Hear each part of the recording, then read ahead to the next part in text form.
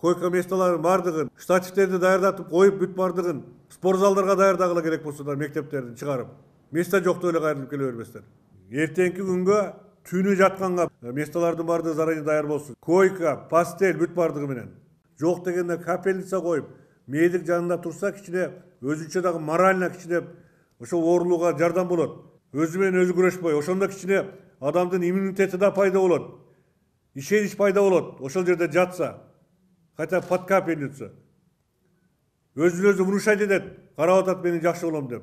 Ошо менен да бир топ жакшы болот. Эшикте калган киши болбосун. Бүгүнкү күнгө кээ бир больницаларда до сих пор очередте тургандар болууда.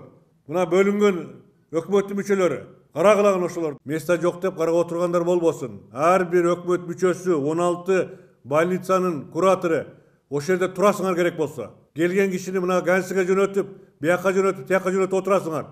Эгер ошону требовать этти, ошол жерге уюштура албасаңар, өзүңөр отурасыңар, анда ошондой кылбасаңар айтып коеюн. Турбасын ошол жерде бир да адам. Кайра артка кетип, жата албай, эртеси күнү кайра келип жүрө тургандар болбосун.